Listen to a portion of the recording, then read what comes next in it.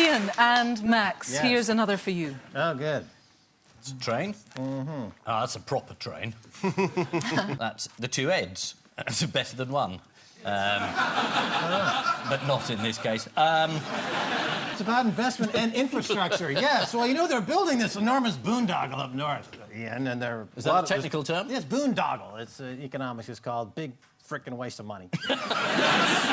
And, you know, if you really want to connect the country and get the economy going, give everyone free access to broadband. Yeah, I think I'd prefer to take the train. You can't get to Birmingham fast enough. You can in your virtual self. Impossible.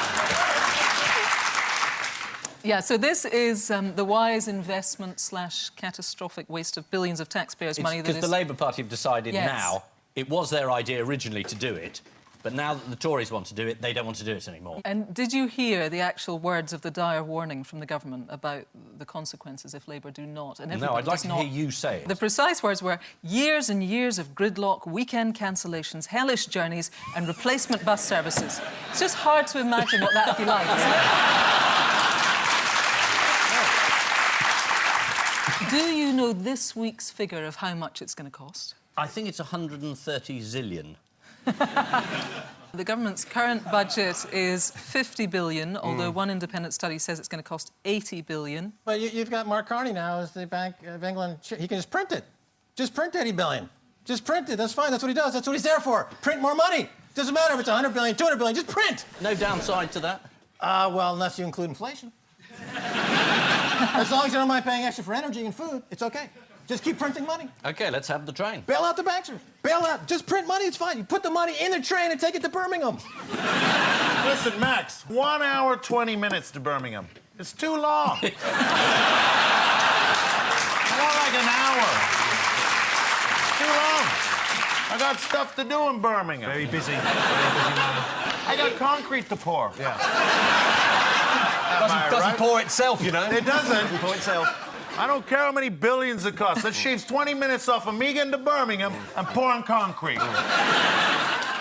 Peter Mandelson, who was there when the decision was made, said, yeah, but you can't really trust the costs. We just did it on the back of an envelope. And now he says it'll cost too much. Yeah, but think about it. You know, during the financial crisis, 2008, they printed 750 trillion to bail out Wall Street, or 750 billion, and they figured out all on the back of an envelope. So that's the way politicians do it now. They just look at the back of an envelope and say, what number can we possibly get away with? Oh, this sounds good. And then that's the way they figure it. There is no economics involved. That's the way that's the way it's managed. Sorry, I didn't mean to interrupt. I was just going to say, David Bowie wrote Starman on the back of an envelope. Don't you normally write your address? Yeah, Starman. Yeah. Waiting in the sky. Space. Labour are considering a cheaper alternative to HS2. What is it? Making everything downhill. Is it reversing all the beaching cuts? It's What a terrifically good idea. Whose was this? It sort of is. It is the old Grand Central line through Rugby and Sheffield. Excellent. That was closed when, Ian? 64. 66. I was 66. sure you'd get that Oh, wrong. how useless. I thought you were going to say just get rid of Birmingham. What? I'm doing my best. Concrete he's got at home. Jeez. If Labour do drop their support, who's going to be most upset about it? Lord Adonis.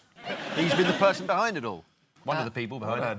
What an arrogant name. Lord Adonis. He must be a superhero. It's like being like, shit guy. Yeah. Lord Adonis. Yeah. Super God Jesus Adonis. Amazeballs, dude.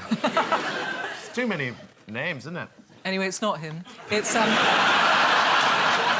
It's regional Labour councils. Ed Miliband has been warned of a long, drawn-out struggle by a council leader from the Midlands, Sir Albert Bohr.